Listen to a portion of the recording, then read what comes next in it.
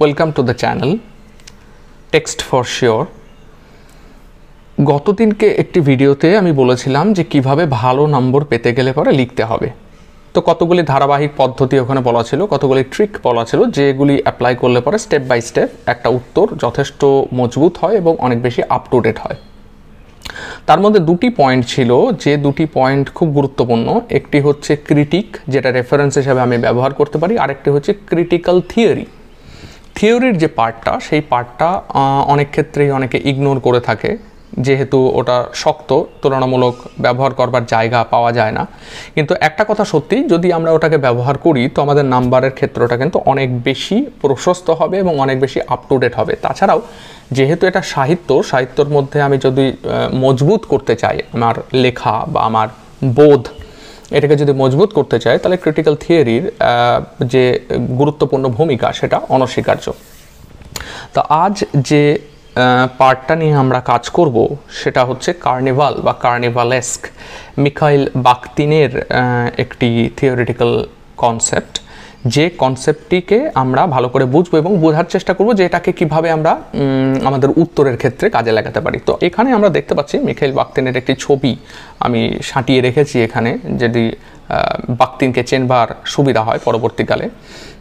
তা কি এই কনসেপ্টটি, কার্নিভাল বা কার্নিভালেস্ক ব্যাপারটা কি সেটা আমরা বুঝি। কনসেপ্টের মূলত জায়গাটা হচ্ছে যে তার পূর্ববর্তী অংশটুকু নিয়ে আগে বলি। মিখাইল বাখতিন একজন রাশিয়ান থিঙ্কার এবং ব্যাকগ্রাউন্ডে আমাদের এখানে দেখা যাচ্ছে যে whose works appeared in English decades after he wrote them in 1920s and 1930s. Basically, he was attempting to find literary examples where power was subverted. এইটা হচ্ছে গুরুত্বপূর্ণ বিষয়। বাখতিনের যে মূল কনসেপ্টটি ছিল সেটাই ছিল, উনি চাইছিলেন যে যেখানে পাওয়ারটাকে সাবভার্ট করে দেখানো হচ্ছে অন্যভাবে, যেটা প্রচলিত অংশ, যেটা প্রচলিত চলে আসছে, সেটার বিপরীতমুখী স্রোতের হিসাবে একটা কিছুকে দেখানো।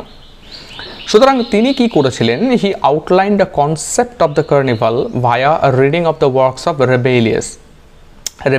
রেবেলিয়াসের ছবিও কিন্তু এখানে আমি দিয়ে রেখেছি। উনি একজন François Rabelais, French renaissance writer, is primarily known as a writer of satire, of the grotesque and the body jokes and songs.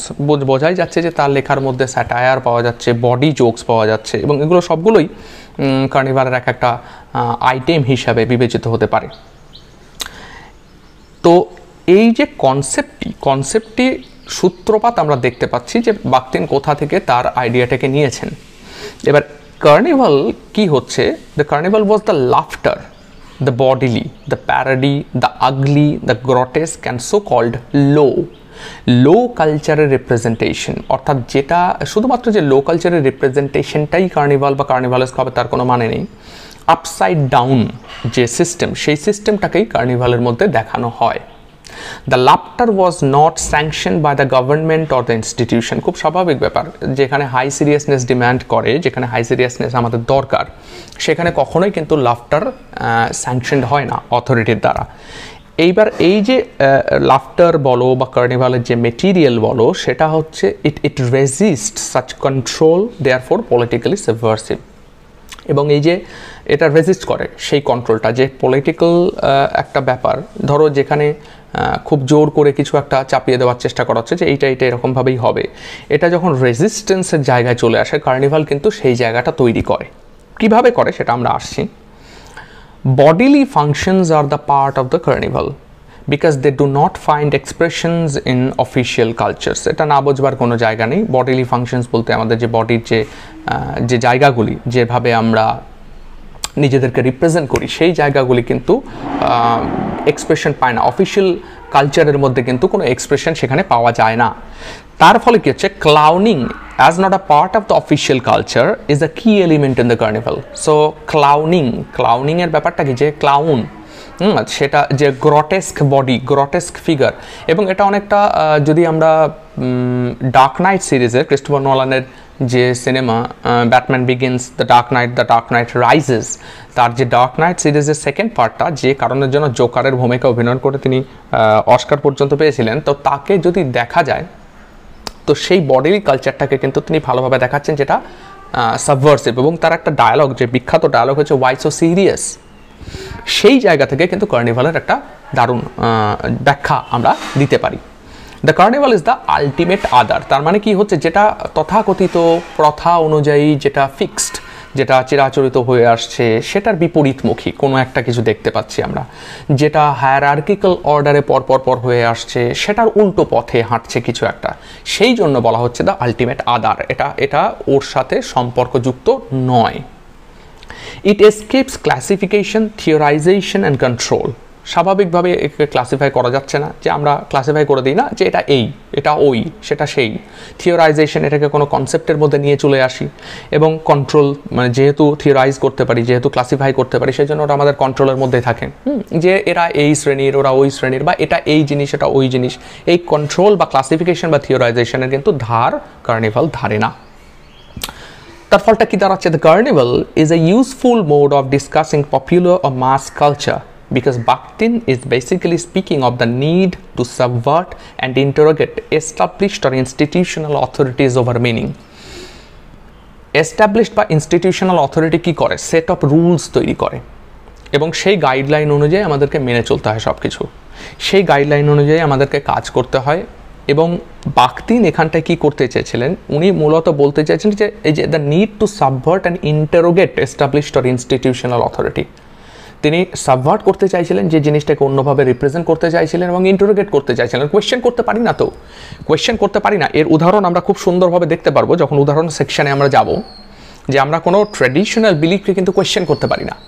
যে ধরা যাক খুব অতি সাধারণ একটা ঘটনা, যে রাত্রেবেলায় মেয়েদেরকে চুল খোলা রাখতে বারণ করা হয়, কেন?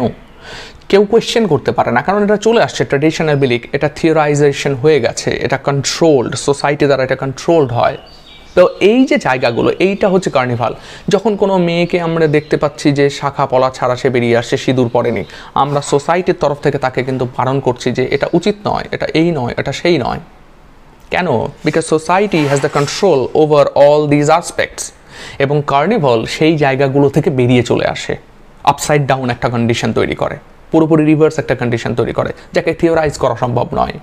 তো সেই জন্যই সাবভার্ট এবং ইন্টারোগেট করতে চাইছেন বাখতিন। এবার এক্সাম্পলটা যদি আমরা দেখতে পাই, তো সেটা শেক্সপিয়ারের মধ্যে যেমন পাওয়া যায়, তো রুশদির মধ্যেও সেরকম পাওয়া যায়, হাজার হাজার লেখক লেখিকার মধ্যেই সেটা পাওয়া যায়। তো কিভাবে পাওয়া যাচ্ছে তার উদাহরণগুলো দিলে পরে আমরা পুরোপুরি বুঝে যাব যে কার্নিভাল ব্যাপারটা কি। তার মানে কি হচ্ছে, we find instances of carnival in the writings of Shakespeare, Salman Rushdie and in other writers. So remember Shakespeare's Twelfth Night, probably in 1602, কারণ এর সাল কত 1601 ধরা হয়, 1602 ধরা হয়, কত সালে পাবলিকেশন হয়েছে সেটার জন্য প্রবাবলি শব্দটা ওখানে দেওয়া আছে। In the first scene of the fifth act, তাহলে পঞ্চম অ্যাক্টের প্রথম সিনে কি দেখাচ্ছে? The clown Feste is making fun of the countess Olivia. আমরা গল্পটা জানি, অলিভিয়ার ওখানে গিয়ে কাউন্টেসকে ফেস্টে তাকে বোকা বানাচ্ছে। কী নিয়ে বোকা বানাচ্ছিল? যে তার ভাই মারা যাওয়ার জন্য অলিভিয়া 7 বছর ধরে অসূর্য স্পর্শা হয়ে থাকছে, তার মানে সূর্যের মুখ সে দেখবে না। এবার এই যে মর্নিং করছে 7 বছর ধরে, ফেস্টে গিয়ে বলছে আপনি 7 বছর ধরে মর্ন করছেন, তার মানেটা দাঁড়াচ্ছে যে আপনার ভাই হেলে আছে, হেভেনে যায়নি। কারণ যদি হেভেনে যেত, আপনার তো এত দীর্ঘ সময় ধরে মর্ন করার কোনো কারণ নেই। এবার এটা কেন কার্নিভালের এলিমেন্ট? কারণ this is unorthodox and the subversion of the institutional authority. কেন? A clown is never expected to speak the countess in that way. যেভাবে ক্লাউন ফেস্টে অলিভিয়া কাউন্টেসের সাথে যেভাবে কথা বলছেন, সেটা একেবারেই আনঅর্থোডক্স, সেটা ইনস্টিটিউশনাল অথরিটি কখনো সেটা মেনে নেবে না। এবং এই ইনস্টিটিউশনাল অথরিটির যে রিপ্রেজেন্টেশনটা সেখানে ছিলেন, মালভোলিও, যিনি পিউরিটান সোসাইটির একটা বড় জায়গা দখল করেছিলেন, তিনি কিন্তু সাথে সাথে আপত্তি জানাচ্ছেন, এবং আপত্তি জানিয়ে অলিভিয়াকে কি বলছে, আপনি কেন ওকে এরকমভাবে এন্টারটেন করেন, পাত্তা দেন কেন যে ওইভাবে এরকম কথা বলে। So this is carnival. একই টেক্সটের মধ্যে একই রকমভাবে ডিউকের সাথেও এটা সেকেন্ড অ্যাক্টের 4th সিনে দেখা যাচ্ছে, যে ডিউককেও বলছে, ফেস্টে বলছে যে আপনার আসলে কোনো মতিস্থিরতা নেই, একটা ওপালের মতো, অল রিফ্লেক্টেড জেম, বা সমুদ্রের মাঝখানে আপনাকে ছেড়ে দিলে পরে কী হবে, আপনি যেদিকে খুশি চলে যাবেন এরকম। তাহলে একটা ডিউক, একটা কাউন্টেস, এদের সাথে একটা ফেস্টে যে ক্লাউন, সে কিন্তু কোনোভাবেই এইভাবে কথা বলতে পারে না। So this is the element of carnival. It is questioning the authority, it is turning something down.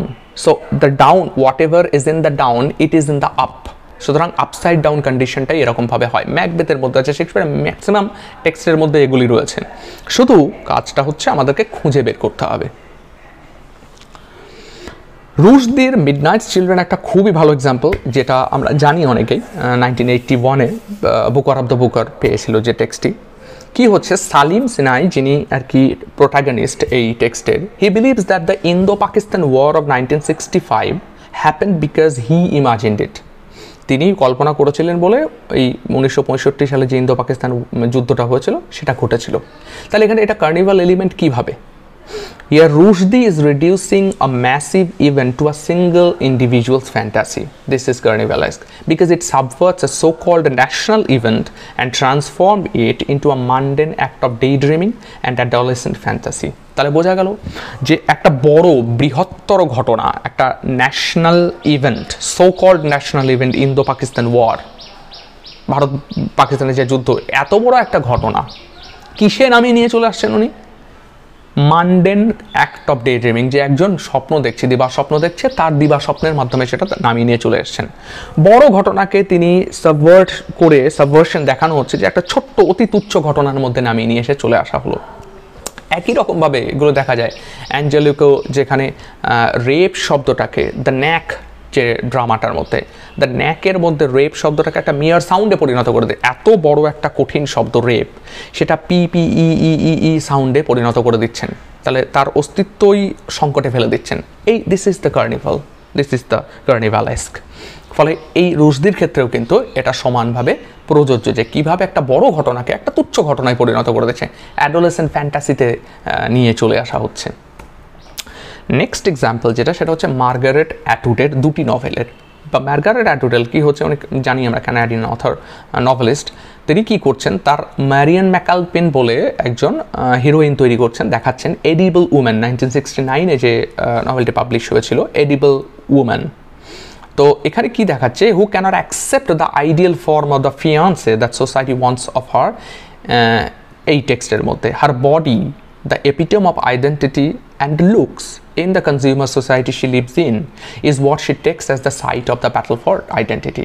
তাহলে তিনি যে মানে ধরো যে জিনিসটা আমরা চাই, যে সিনেমা দেখতে গেলে পরে, যে বুদ্ধদেব গুহ এটা করেছেন বাবলিতে, যে সিনেমা দেখতে গেলে পরে আমরা সবসময় নায়িকাকে স্লিম, তন্নি হিসাবে দেখতে চাই, সুন্দর হিসেবে দেখতে চাই। কেন ভাবি না যে একটু মোটা, অন্যরকম একটু আগলি লুকিং মহিলাকে কেন নিয়ে আসতে পারবো না? এবং তার যে অ্যাটউডের যে দ্বিতীয় যে উদাহরণটা আমি এখানে দিয়েছি, দ্য লেডি ওরাকল 1976-এ, সেখানে কি করছে, উনি একটা বোর্ড হাউস ওয়াইফকে দেখাচ্ছেন, তার যথেষ্ট ওজন, overweight teen, who abandons her quiet life for the wild one. তিনি বেছে নিয়েছেন তার ওয়াইল্ড জীবন। সে কিন্তু মানে ওভার রেটিংয়ের একটা হ্যাবিট তার মধ্যে রয়েছে। In both this novels Atwood creates heroine who do not fit in the quiet and slim fiancé or housewife. বোঝা গেল, তাহলে স্লিম বা হাউসওয়াইফ হতে হবে, ফিয়ান্সে হতে হবে স্লিম। এই যে কনসেপ্টটা, এটার মধ্যে কিন্তু উনি আটকে থাকেননি। আমরা দেখাতে চাইলে বাবলি যেখানে প্রশ্ন করেছিল বুদ্ধদেব গুহের বাবলিতে, বাবলি প্রশ্ন করছে যে কেন সবসময় নায়িকাদের স্লিম হতে হবে, মোটা হতে পারবে না কেন? তাহলে মোটা হলে কিন্তু সে নায়িকা হতে পারবে না। এবং এই জায়গা থেকেই কিন্তু সেই কার্নিভাল এলিমেন্টের সূত্রপাত। ফলে টেক্সটে আমরা যদি ভালো করে খুঁজি, প্রতিটা টেক্সটেই কোনো না কোনো জায়গায় কোনো না কোনোভাবে এই জিনিসগুলো কিন্তু লুকিয়ে রয়েছে। কাজটা হচ্ছে আমাদের সেটাকে খুঁজে বের করে নিয়ে এসে টেক্সটের সাথে রিলেট করা। তো সেটা নিয়েও আমি আসছি। She is questioning the idea of beauty itself.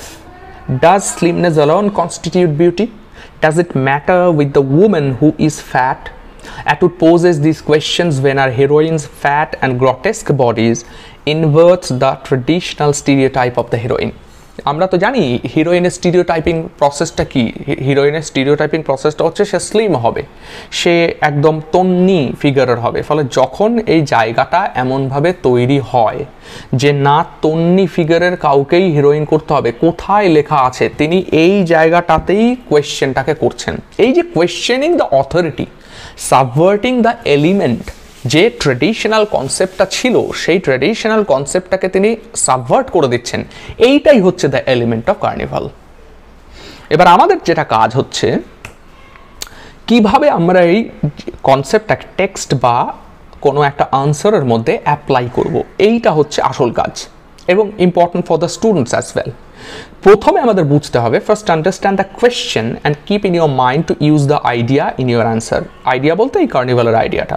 তাহলে কোয়েশ্চেন দেখে বা টেক্সট পড়ার সাথে সাথে কিন্তু আমাদের এই আইডিয়াটাগুলিকে মাথার মধ্যে কাজ চালাতে হবে যে আমি এটাকে ব্যবহার করব, তবেই গিয়ে কিন্তু খুঁজে পাবো। কারণ আমি একটা টেক্সটকে যখন পড়ছি, be analytical, self evaluation theory, সেলফকে ইভ্যালুয়েট করো টেক্সটের মধ্যে, যে whether I am presenting myself in the text, whether there is an element of carnivalesque, there is an element of carnival, or whether the text is completely blank. Blank হতে পারে না। ফলে আমাদের যে সমস্ত টেক্সটগুলি আছে সেগুলিকে যদি আমরা ভালো করে পড়ি, তাহলে অবশ্যই এই জাতীয় এলিমেন্টগুলো কিন্তু আমরা খুঁজে পেতে পারি। তো সেখানে কি করতে হবে, remember to point out the relationship between the idea and the text. এমন না হয় যে আমি লিখে দিলাম কার্নিভালের কনসেপ্টটা, কিন্তু কিসের সম্পর্ক সেটা বোঝাতে পারলাম না, তাহলে কিন্তু নাম্বার পাওয়া যাবে না। Also remember that the use of this idea will enhance the quality of your answer. আমাকে আরও একটা কারণ এটা মনে রাখতে হবে। কেন? কারণ এটা আমি ব্যবহার করলে পরে আমার টেক্সটের যে উত্তরগুলি আমি লিখছি, আমার আনসারের কোয়ালিটি কিন্তু অনেক বেশি এনহ্যান্স করবে, বেড়ে যাবে, আপ টু ডেট হয়ে যাব আমি। ফলে সেক্ষেত্রে কিন্তু কনসেপ্টটা অত্যন্ত গুরুত্বপূর্ণ। এইভাবেই কিন্তু আমাদেরকে অ্যাপ্রোচ করতে হবে। আমি যে সোর্সগুলিকে ব্যবহার করে মূলত এই কনসেপ্টটাকে এখানে বোঝানোর চেষ্টা করেছি, আমি জানি না কতটা সফল হয়েছি, কিন্তু তবুও এই দুটি বই মোটামুটি আমাকে সাহায্য করেছে। অনেক থিওরির বই রয়েছে, প্রচুর রয়েছে। সেক্ষেত্রে এই কন্টেম্পোরারি লিটারেরি অ্যান্ড কালচারাল থিওরির এই বইটি, আর এই glossary of contemporary literary theory, এটা প্রমোদ কুমার নায়ারের, আর এটা হচ্ছে জেরেমি হথনের। তো যে হথন বা নায়ার দুজনের টেক্সটই যথেষ্ট ভালো, যথেষ্ট কোয়ালিটেটিভ। তো এইগুলি পড়লে পরেও কিন্তু একটা কার্যকরী জায়গায় এসে দাঁড়াবে। সুতরাং এরপরেও যদি কোনো সমস্যা থাকে, যে দেখা যাচ্ছে যে কোনো একটা এই টেক্সটে বোঝা যাচ্ছে না যে কীভাবে কার্নিভাল অ্যাপ্লাই হবে, কীভাবে কার্নিভালটাকে আমি ব্যবহার করব, সেক্ষেত্রে যদি এই কমেন্ট সেকশনে গিয়ে কমেন্ট করো, তাহলে আমি সেখানে কিছুটা হয়তো সাহায্য করতে পারি। Thank you.